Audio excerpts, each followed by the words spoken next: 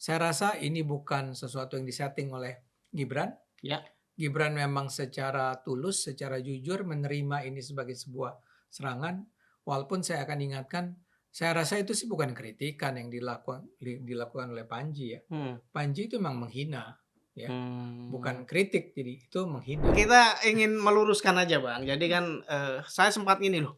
Kalau itu relawannya Gibran, bisa jadi konspirasi. Iya. Ternyata ini yang bisa-bisain netizen Bang. Itu Iya. relawannya Prabowo Gibran yang nggak tahu siapa, yang Gibran nggak kenal dan dia melaporkan. Nggak percaya bahwa Gibran bisa sesantai itu. Iya, itu percayanya itu jangan-jangan dibikin AI. Nah, lebih santainya lagi Gibran kalau nggak salah komen juga di tayangan itu. Ini saya duga 99% AI.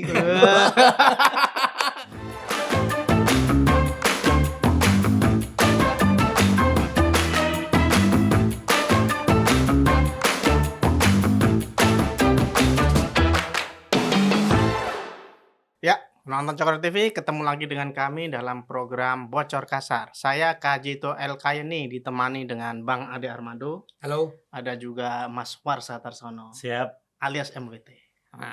Oke. Ini ada apa ya? Bukan peristiwa baru sih. Tayangan baru belum lama di Tretan Universe dan ada Tretan Muslim dan Coki Pardede. Bintang tamunya adalah Pak Wapres Mas Gibran. Itu komedian yang berdua itu ya. Kedua-duanya komedian, benar.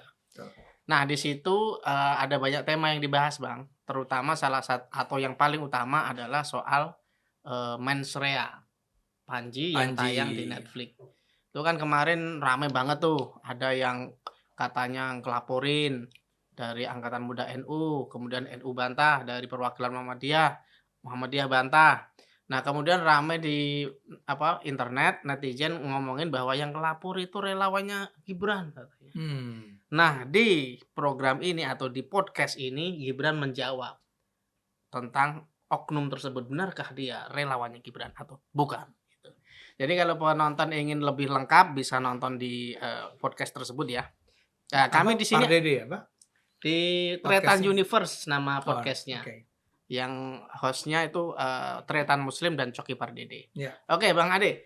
Menurut Bang Ade, Gibran kan sebelumnya sudah pernah menjawab ya bahwa Panji itu nggak layak atau nggak pantas lah kalau dipolisikan, dilaporkan gitu. Meskipun kemudian ya banyak yang menyerang lewat salah satunya tadi. Kemudian Panji juga sendiri juga ada dalam sebuah responnya di medsos itu mengatakan marah dong gitu loh, seolah-olah nantangin Gibran. Nih Bang Ade gimana tanggapannya? Ya, ini sebetulnya menunjukkan konsistensi sikap Gibran menurut saya ya. Menurut saya Gibran sebagaimana juga Pak Jokowi dulu ya. Itu adalah orang-orang yang sangat pantas dijadikan teladan menurut saya dalam demokrasi. Mereka adalah pemimpin, ya dalam hal ini Gibran adalah seorang wakil presiden. Tapi kemudian sikap dia terhadap kritik terhadap dirinya itu relatif terbuka gitu loh. Sangat toleran, sangat menerima kritik. Sangat menerima kritik. Dia itu sebelumnya juga sudah pernah atau sudah berulang kali dijadikan bahan bercandaan orang-orang kan. Tapi kemudian tidak pernah menjadi masalah karena Gibrannya sendiri ya ketawa-ketawa aja ya. Nah, kali ini saya rasa begitu, itu pun yang terjadi kali ini.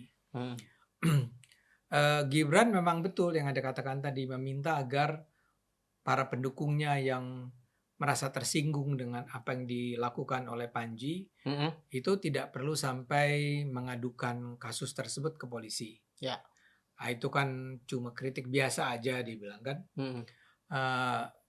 Jadi itu adalah sebuah tindakan yang menurut Gibran adalah hal yang lazim saja dalam demokrasi. Kenapa pula harus diadukan ke polisi? Jadi ini adalah kembali menunjukkan sikap dia yang sangat terbuka terhadap kritik. Dan dalam hal ini menjadi penting karena kritik itu datangnya dari seorang komedian yang sangat terkemuka kan, Panji itu. Betul. Dan mens rea-nya itu kan adalah pertunjukan yang konon kabarnya menempati peringkat tertinggi dalam acara-acara yang ditayangkan oleh Netflix kan, atau acara Indonesia aja saya lupa ya. Pokoknya dia menempati peringkat tertinggi lah pada minggu itu. Pada minggu itu disiarkan.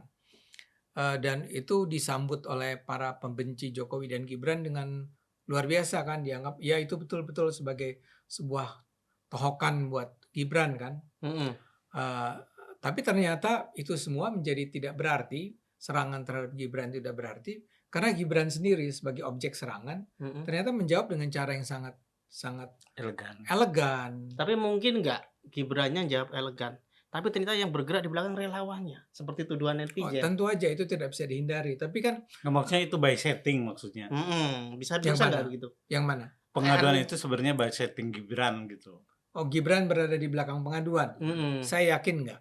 Karena gini, saya mengatakan begini karena saya sendiri pernah bertemu Mas Gibran itu, kalau kita sebut dia sebagai Mas Gibran, dalam sebuah pertemuan 4 mata, ngobrol di kantor wakil presiden. Dan itu terasa sekali kok semangat pro kebebasan dia, pro kemerdekaan, mungkin kata yang lebih tepat ya, kemerdekaan berpendapat orang. Buat dia itu bukan sesuatu yang baru, harus diingat ya, bayangkan dia sejak kecil saja, sejak remaja mungkin, sejak muda, sudah terbiasa mendengar bagaimana bapaknya itu dihina, dicerca. 2014 berarti minimal. Bahkan sebelumnya kali ya. 2012 berarti. Barangkali 2012. Mungkin kalau ketika di Solo belum lah ya. Belum kayaknya. Tapi dari 2012 lah ya.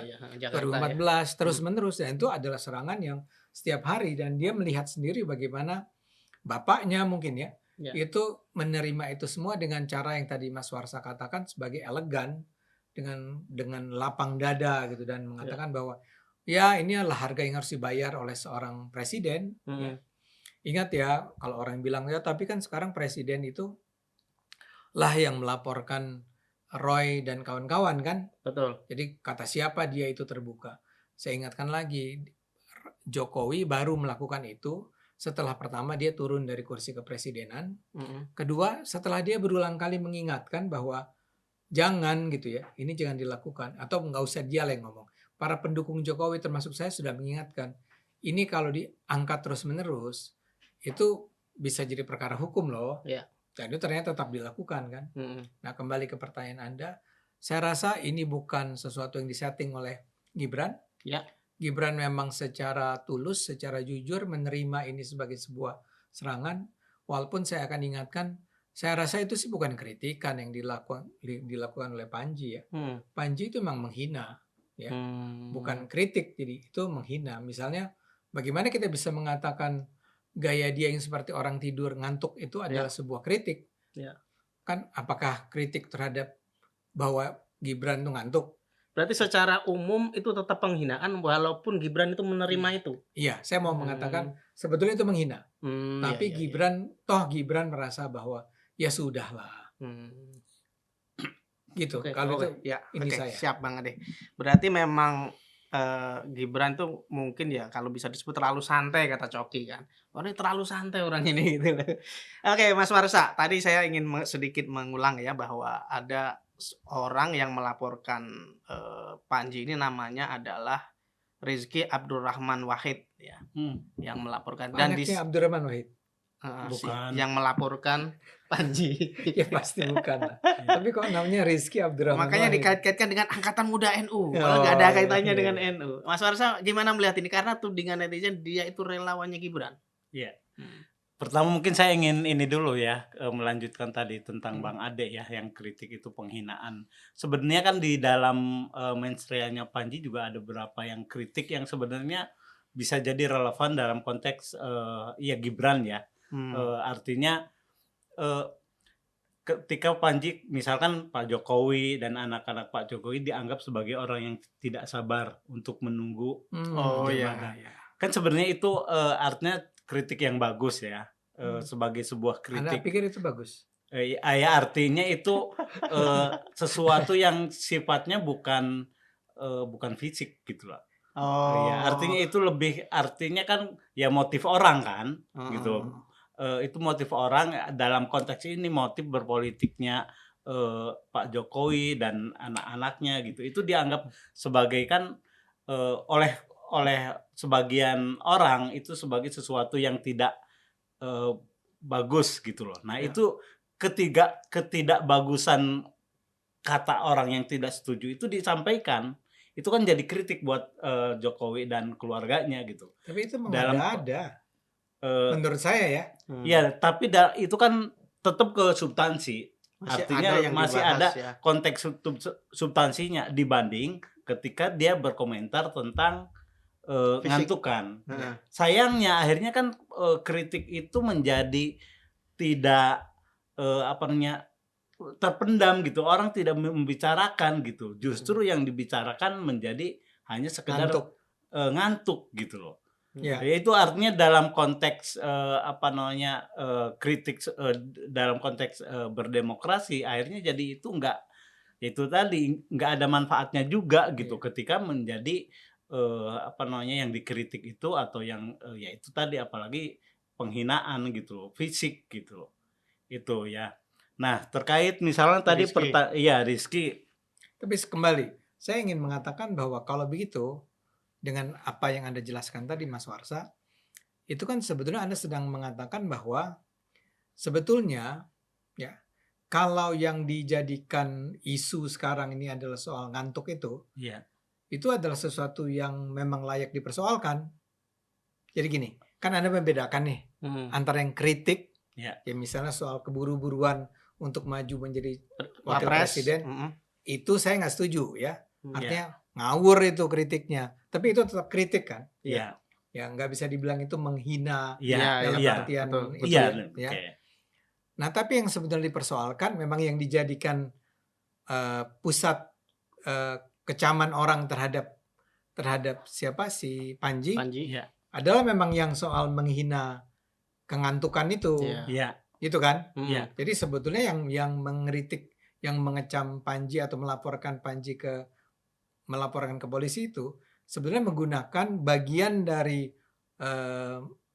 pertunjukan Panji yang memang bisa dikategorikan sebagai menghina Mas Gibran dan menghina semua orang yang punya penyakit itu.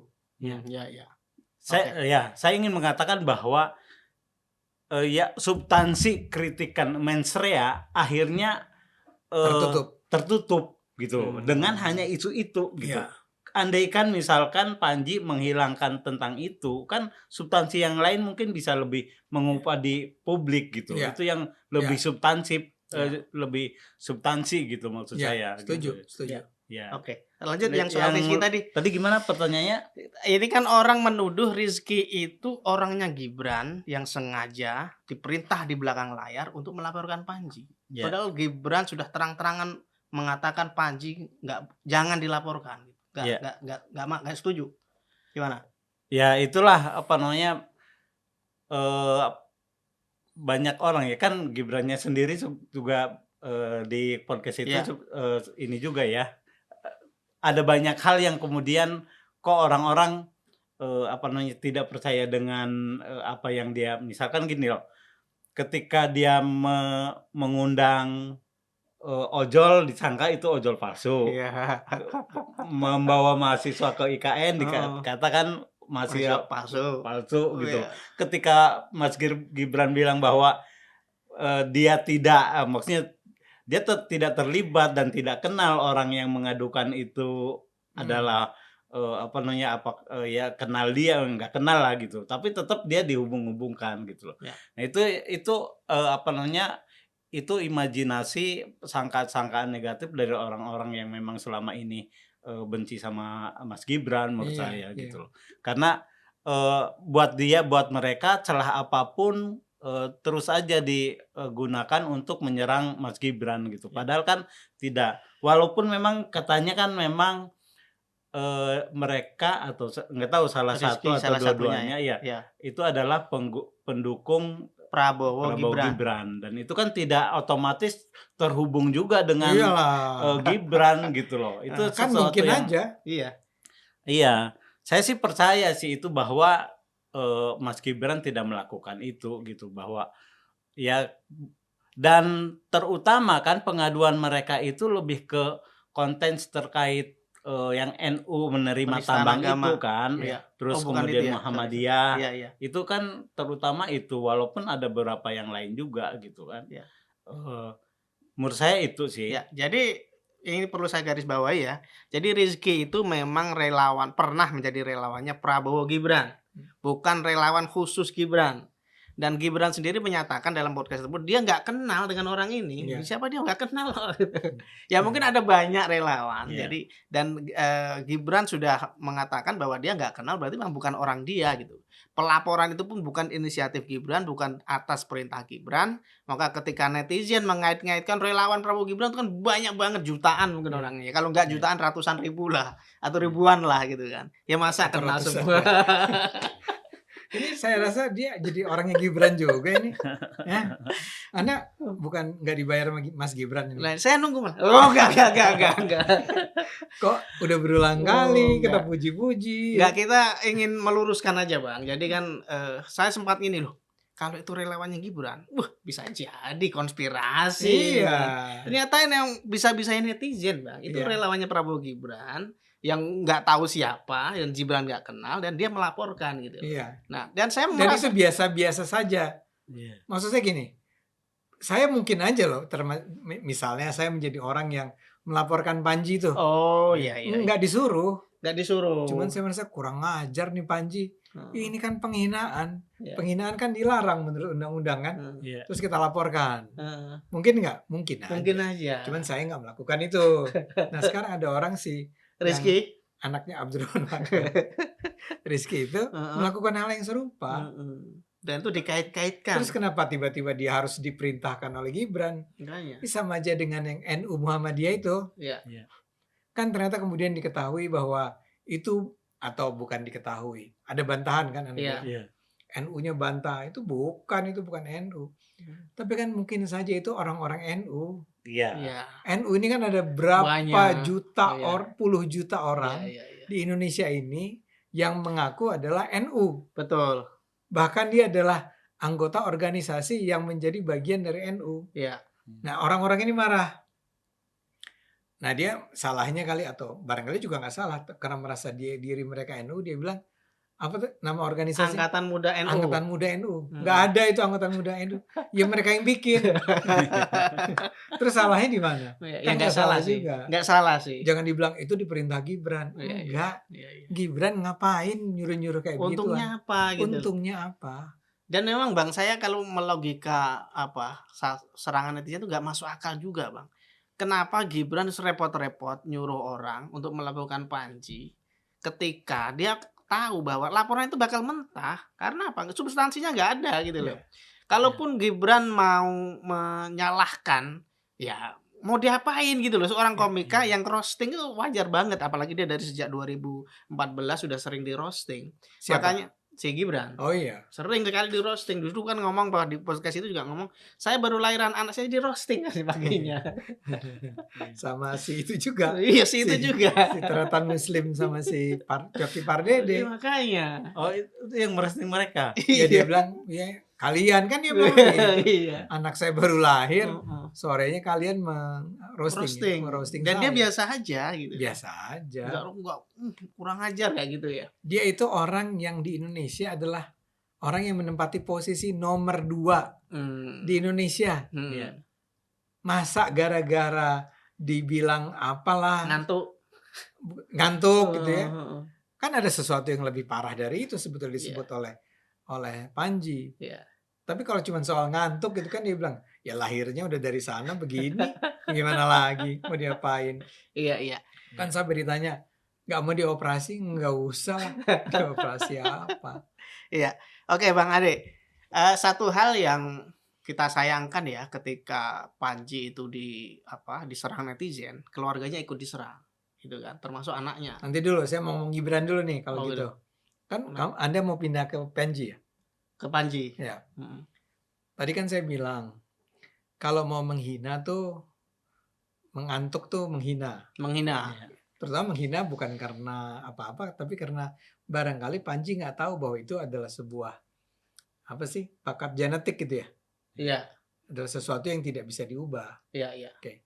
Tapi sebetulnya di dalam show-nya Panji ada yang lebih parah. Apa Bang? Dia tuh sempat bilang Prabowo dia gambarkan sebagai sebagai mabuk. Lagi minum nih. Lagi gitu ya. minum. Sama ajudan dikasih tahu, Pak maaf Pak, Bapak Presiden kan. Apa? Dia bilang, lo apa gitu? Ya. Terus dia bilang, wakil presiden saya pusing ini gitu ya. pasti diedit nih sama editor kita.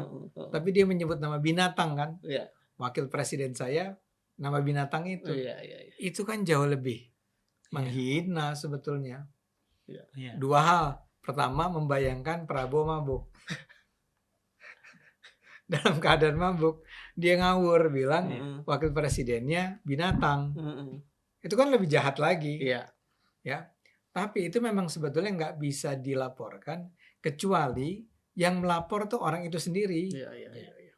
Jadi si pelapor ini mungkin juga nggak tahu nih ada aturannya. Kalau pencemaran nama baik atau penghinaan itu harus orangnya. Jadi harus Gibrannya yang melapor ke polisi. Iya kan saya? Iya. Kecuali undang-undang baru mungkin ya? Enggak, undang-undang baru juga sama. Begitu. Sama. Masih ya? Sama. Aduan ya? Sama, aduan. Jadi walaupun nggak tahu kalau yang penghinaan terhadap presiden dan wakil presiden kan udah nggak ada. Di undang-undang baru ini muncul lagi, Bang. Oh. Di undang-undang ini muncul lagi yang rame ancamannya 3 tahun. Oke. Gitu. Itu aduan, bukan aduan kan? Nah, saya nggak tahu persis itunya, tapi kan itu sempat dibahas juga. Oke. Jadi itu salah satu hal yang saya. Tapi yang penting adalah yang tadi saya ingin sebut, penghinaannya itu ada banyak lebih banyak yang apa sih jahat gitu ya, daripada sekedar mengatakan presiden yang ngantuk. Nah ini yang saya kembali ke pertanyaan tadi Bang. Ini udah selesai kan ini? Kita masuk ke Panji. Saya mau ngomong Gibran lagi nih. Ini kan harus menunjukkan bahwa kita itu buzzer. Oh gitu ya. Kita itu pendukung Gibran. Nanti baliknya ke Gibran juga Bang. Oh iya. Okay. Jadi kan keluarga diserang, anaknya Pandi juga di body shaming. Yang jadi pertanyaan saya kan netizen itu ada sebagian yang membenarkan itu. Kalau kita kan mungkin nggak membenarkan ya. Gibran juga menolak itu. Mereka menganggap bahwa itu bagian dari karmanya Panji. Meskipun dia nggak ada hubungannya dengan Panji. Itu cara netizen merosting Panji lewat anaknya gitu loh. Dan ini banyak yang ngomong begitu Bang. Menurut Bang Ade gimana nih menyikapi sikap netizen yang kadang-kadang ya kurang ajar kayak tadi Bang? Anaknya di body shaming juga. Oh, mereka yang men-body shaming anak-anaknya Panji. Iya. Dan menganggap itu sebagai balasan karena body shaming dibalas body shaming katanya gitu. Kalau karma tuh yang memberikan bukan si netizen dong. Apa? Karma tuh kekuatan alam. Oh iya. Misalnya kalau Tuhan menghukum gitu ya. Tiba-tiba Panjinya keseleo gitu. Kan kita bisa bilang tuh gara-gara menghina Gibran situ keseleo gitu kan. Kalau ini kan enggak. Si masyarakat ini yang saking emosionalnya barangkali ya. Marah karena Gibran tuh sampai dihina seperti itu. Merasa kalau gitu gue balas dengan cara juga menghina Panji. Cuman menghina Panji dia tahu nggak akan menyakitkan. Betul. Ini kan kayak begini. Biar gimana pun kita harus mengatakan Panji itu menghina Gibran itu karena dia pada dasar benci sama Jokowi. Berarti sama dong. Mau menghina bapaknya karena gak ngefek pindah ke anaknya. Pindah ke anaknya. Lah menurut saya apa yang terjadi pada Gibran sekarang itu adalah bentuk-bentuk ke apa sih namanya ya, kepengecutan ya. Anda nggak bisa nih lawan bapaknya. Gua hajar aja anaknya. Padahal Gibran ini nggak salah apa-apa. Yang kayak tadi Anda bilang terburu-buru itu. Iya. Kata siapa terburu-buru? Kan Gibran sendiri nggak kepengen jadi wakil presiden. Yang meminta dia menjadi wakil presiden adalah Prabowo. Dan kenapa Prabowo memintanya adalah karena hasil survei. Hasil surveinya terus-menerus menunjukkan kalau Pak Prabowo itu bersanding dengan Gibran maju, peluang Bapak menang tuh jauh lebih tinggi. Makanya Gibran ikut. Sebetulnya itu yang terjadi kan. Nah, jadi dia tuh menurut saya kan nggak salah apa-apa. Dia menjadi wakil presiden, salahnya ngapain lagi? Misalnya kenapa sampai ada perubahan Mahkamah Konstitusi? Ya kan bukan dia yang minta juga. Kan orang lain. Betul. Yang memperjuangkan agar itu goal si keputusan Mahkamah Konstitusi kan bukan karena ulah Gibran. Tapi Gibran sekarang terus meneruskan. Jadi kembali sekarang ke Panji nih. Menurut saya minta maaf nih buat orang yang menghina anak-anak Panji. Ya Anda tuh terkesan jadinya pengecut. Anda nggak bisa nyerang Panji. Anda mencari-cari orang yang paling dicintai Panji lah. Iya. Ya. Jadi Panjinya terlalu kuat. Tapi kalau istri dan anak-anaknya kan enggak. Iya. Makan dibully anaknya. Itu memang tradisi netizen kita, Bang. Iya. Kalau bapaknya atau orang tuanya nggak bisa, cari anaknya. Iya. Lewat situ serangannya, Bang. Betul. Dan kita nggak setuju itu, Bang. Kalau saya menolak sama sekali. Itu pengecut luar biasa. Karena bayangkan, anaknya Panji salahnya apa? Ya nggak salah. Dia salahnya jadi anak Panji aja, Bang. Kesalahan dia cuma satu, anaknya Panji dia itu. Iya. Bapaknya ngaco. Ya jangan anaknya sekarang kita marahin dong. Iya. Mungkin anaknya juga sebenarnya udah memendam rasa, aduh bapak gue kenapa ngaco gini. Malu-maluin. Mungkin dia pas nonton juga, aduh bapak, nggak gitu cara ngelihat politik gitu misalnya. Aduh itu kenapa bilang binatang segala macem. Ya, udahlah pak. Dia dihina. Iya. Dia nggak bersalah sama sekali. Dan gak ada hal yang membuat dia layak dihina semacam itu. Iya. Dan terbukti memang mereka berhasil nih para penyerang yang pengecut ini. Kenapa? Pak? Ibunya marah. Ibunya si bocah anak-anak tadi. itu. Istrinya Panji. Istrinya Panji marah. Itu sebetulnya mission accomplished tuh si para penghina ini. Nih kan ada reaksi. Makan lo karma sok karma lagi bilang tuh gara-gara lu tuh anak-anak lu kita hina. Itu nggak boleh dong ya para pendukung Gibran nggak gitulah, itu bukan cara kita lah. Betul. Kita tuh harus elegan. Serang aja yang kayak tadi. Saya setuju sama Warsa tuh. Argumennya Panji di mens rea itu yang harus persoalkan. Betul. Ya, itu lebih elegan tadi ya. Oke, Bang Ade. Mas Warsa, tadi kan Anda sendiri kok nggak ngomong ini? Saya nanti habis ini. Di dalam podcast itu, Wapres Gibran tuh selalu jawab santai. Anda pernah dikritik santai. Anda ini pernah parah, saya pernah marah. Cuman ya habis itu ya udahlah santai aja gitu. Nggak mempersoalkan virus. Makanya orang kemudian berpikir bahwa santainya Gibran nih gimmick doang, apa memang orangnya benar-benar santai? Menurut Mas Gibran gimana? Mas Warsa gimana? Ya memang kayaknya sih bawaan ya dari karena dia juga udah diperlakukan segitu ya seperti yang tadi udah diceritakan juga gitu. Bahkan nih cerita menariknya terhadap ini ya yang podcastnya sama Tretan sama Coki ini kan dianggap kemudian kan ternyata mereka juga bikin konten yang buat kayaknya di Instagram yang saya tahunya dari channelnya Harbuseno siapa? Ja'far. Enggak, Harbuseno Arif. Her Subeno. Iya, itu musuhnya Jokowi itu. Iya, bukan musuh, anti Jokowi. Ya. Jadi di di tayangannya dia mencuplik satu tayangan yang si Cokinya digodain si Tretan digodain si Coki yang terlihat ngantuk gitu. Yang terlihat ngantuk bukan saya sebelah gitu. Ditunjukin wajahnya Mas Gibran ya gitu. Ya.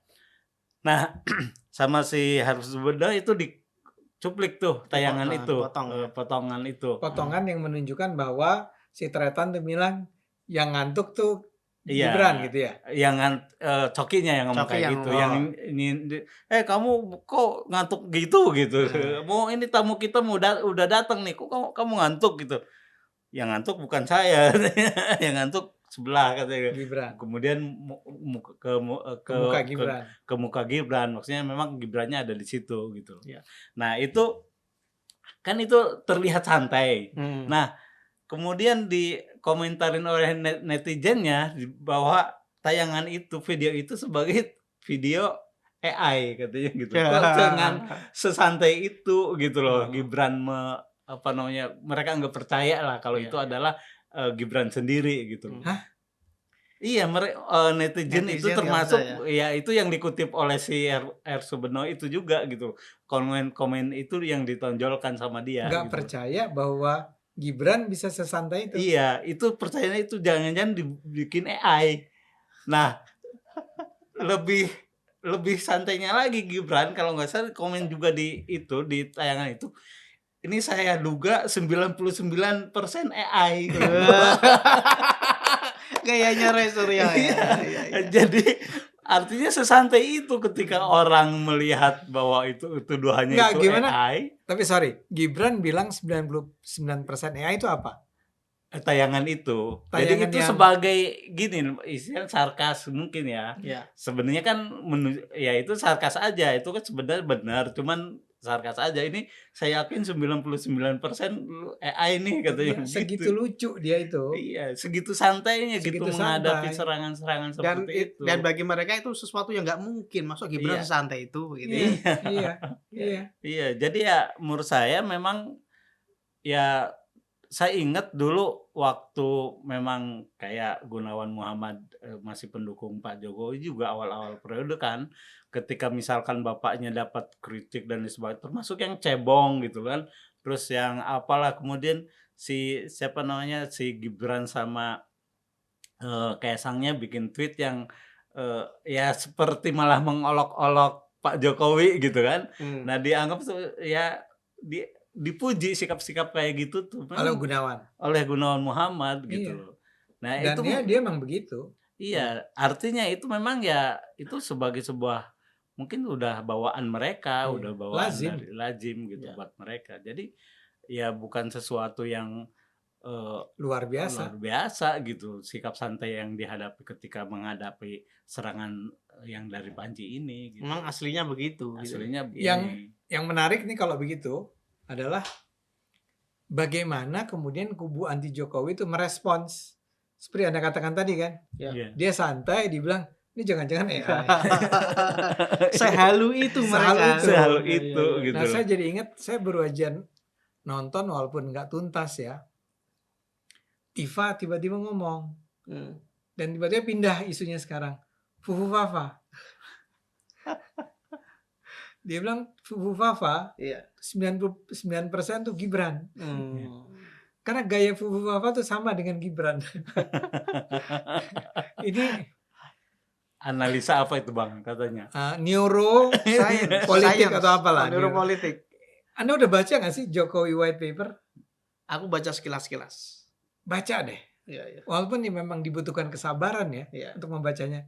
Karena itu betul-betul bukunya tebal sekali kan? Iya, saya lihat bukunya. Ya, tapi sabarnya itu sabar karena tebalnya atau karena sampahnya. Nggak gini.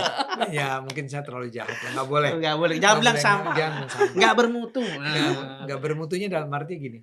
Itu kayak dipanjangin gitu loh. Sengaja gitu ya. Ya kayaknya dia merasa perlu untuk memperpanjang. Untuk sesuatu yang bisa dia tulis dalam 2-3 halaman lah gitu. Ya jangan 2-3 halaman lah, 5 halaman. Iya.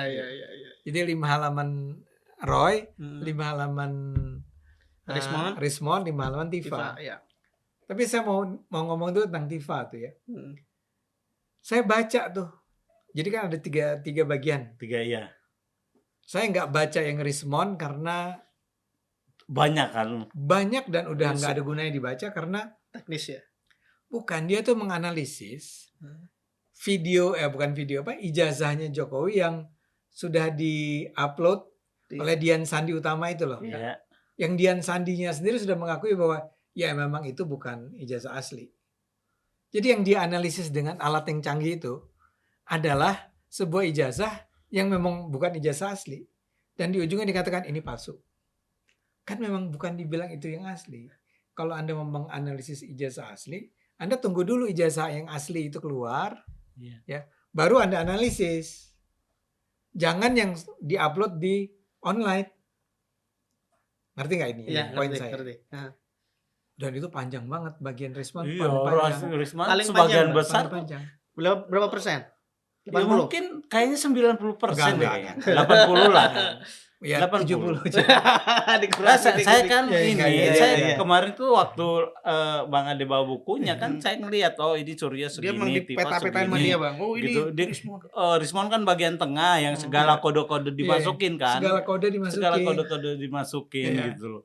Nah itu jadi udahlah nggak usah dibaca karena memang kalaupun itu benar cara menganalisisnya, yang dianalisisnya bukan ijazahnya Pak Jokowi. Nggak ada gunanya kan? Nggak ada gunanya. Iya. Nah, Tifa juga begitu. Ya. Tifa itu bukan begitu. Tifa tuh pakai neuropolitika dia itu, ilmu syaraf itu. Dia tuh cuma menunjukkan Pak Jokowi kalau ditanya soal ijazah itu menjawabnya terlambat. Jadi ya nggak langsung gitu. Ada delay. Ada delay. Ada delay. Itu menunjukkan bahwa itu nggak bisa dipercaya. Maksud saya, ini analisis macam apa yang bisa membuktikan bahwa itu kalau begitu ijazahnya palsu. Itu 1000 tahun lagi akan baru muncul lagi itu sosok seperti Tifa Bang. Kata Ridho Rahmat. Iya. Nah sekarang tiba-tiba dia bilang Fubu Fafa itu 99% benar itu dibuat oleh Gibran. Itu yang tadi saya bilang. Kalian itu seperti nggak punya lagi. Kamu betul-betul punya waktu untuk melakukan ini semua ya. Semua itu it's a waste. Waste itu artinya apa? Sia-sia. Kesia-siaan. Ya. Dan dia Muslim, dia itu Islam. Tuhan itu, saya religius nih. Udah mengingatkan waktu itu berharga. Mungkin dia nganggur banget lah. Ya, kalau dia nganggur ngapain kek? Mungkin karena itu apa? Dengan seperti itu mereka dipanggil TV mungkin. Iya, itu salah satu kemungkinan yang paling gampang kita terima. Tapi kalau gara-gara itu dia masuk penjara gimana? Ya itu risiko. Iya. Sekarang sih menurut saya udah jurus mabok aja Bang. Saya udah hampir pasti nih saya akan masuk penjara, ya udahlah apapun saya. Ya, itu bagus tuh. Sebagai tema tulisan. Jurus mabok Tifa. Iya. Ya balik lagi Bang Mas Warsa ke podcastnya si Tretan tadi. Di situ juga ada sekelumit, ada cuplikan dikit. Nanti nyambung ke Tifa ya. Dia membandingkan antara Panji dengan Roy Suryo. Ini maksudnya apa nih Mas? Lucu mana katanya Tretan. Gibran kan sebagai Wapres nggak mungkin ngomong lucu Roy Suryo ya nggak mungkin. Tapi saya tahu arahnya mungkin ke sana gimana Mas? Nanya siapa Tretan kan? Tretan. Ini lucu yang mana katanya? Ya itu lagi kalau saya melihatnya sesantai itu ya. Apa namanya? Gibran merespon atau menanggapi. Dia jawabnya apa? Dia tuh ya beda. Roy Suryo kan IT kan. Oh iya. Panji itu memang komedian. Gitu. Roy Suryo itu IT, ahli IT. Ya beda dong. Beda gitu. Saya kira kan enggak, ya itu tadi. Enggak menjawab. Dia enggak menjawab. Justru kalau di apa yang di tayangan itu di podcast itu terkait apa yang ditayang malah berdua yang lebih banyak komentar jawaban. Jauh ahli laminating ijazah. Ahli laminating gitu. Tapi saya katakannya itu tadi sesantai itu apa namanya ijazah ahli laminating. Iya, Roy Suryo disebut ahli laminating sama laminating. Gitu. Bang Ade, tapi bahkan orang seperti Tretan aja itu juga sudah tidak bersimpati lah sama Roy kan. Iya, ya kan menurut orang-orang sekelas Tretan kan saya anggap cerdas ya, komika kan rata-rata cerdas. Apa yang dilakukan Roy dan kawan-kawan itu memang konyol gitu loh. Menganalisis ijazah orang sementara UGM sendiri mengatakan itu memang asli lulusan sana gitu. Bang Ade, closing Bang Ade. Sudah hampir selesai kita. Closingnya apa? Ya kesimpulkan bagaimana bahwa orang-orang ini kok sampai tadi dinyatakan Gibran yang benar-benar datang ke acaranya Tretan di Tretan Universe itu di restonya kan itu di tengah resto Bang. Saksi mata otomatis banyak juga kan, nggak mungkin direkayasa. Nah itu kok sampai dibilang bahwa itu AI, ini kan sehalu itu mereka. Ini gimana Bang Ade? Ya saya akan mulai dengan mengatakan apa yang saya sampaikan di awal percakapan kita ya. Ya. Ini memang bagi saya menunjukkan kualitasnya Gibran. Saya itu dulu pernah bilang dan gara-gara itu saya diserang. Menurut saya Gibran tuh the best wakil Wapres presiden terbaik yang pernah ada. Dan Anda boleh aja nggak setuju dengan saya. Iya. Tapi saya kagum dengan dia. Heeh. Ya. Dan ini kembali sebetulnya memperkuat kekaguman saya. Apa yang saya katakan waktu itu, saya akan katakan, saya nggak akan menarik ucapan itu karena bukti demi bukti yang terjadi itu menunjukkan bahwa dia memang bagus. Ya. Dan menurut saya ini adalah sesuatu yang rasanya bisa menjadi teladan buat kita semua bangsa Indonesia tentang Anda boleh aja nggak setuju sama Gibran, Anda boleh aja nggak suka dengan Gibran, tapi Anda mudah-mudahan mau membuka mata untuk mengakui bahwa sikap dia ketika dia dihina semacam ini itu adalah sebuah sikap yang pantas diteladani. Yeah. Seorang politisi, bahkan pada usia yang sangat muda, dia sudah menunjukkan ciri-ciri kenegarawanan jadinya. Dengan sikapnya tadi yang santai dengan tadi. Sikap santai tadi. Dan kalau kita punya pemimpin-pemimpin yang sesantai seperti ini ke depan, dan juga wakil rakyat yang sesantai ini ke depan, yang substantif sebetulnya, tapi kalau diajak bercanda dia bisa bercanda, kalau dia dihina dia juga akan bercanda. Ini adalah sesuatu rangkaian kualitas yang seharusnya dimiliki oleh para pemimpin kita. Dan saya suka bahwa Tretan dan Coki itu memutuskan untuk mengundang Gibran. Dan alhamdulillahnya Gibrannya mau. Kata Gibran, terima kasih sudah ditraktir. Loh, bukan ditraktir Pak, Bapak bayar katanya. Ini bayar katanya. Penutupnya begitu katanya Pak. Kok ngaku-ngaku ditraktir? Bayar katanya. Aswarasa ada yang mau disampaikan? Ya udah cukup. Bang Ade cukup Bang ya? Ya. Oke, ya menonton Cokro TV, demikian hasil diskusi kita, ngobrol-ngobrol kita. Sampai jumpa dalam program Bocor Kasar berikutnya. Terima kasih. Terima kasih.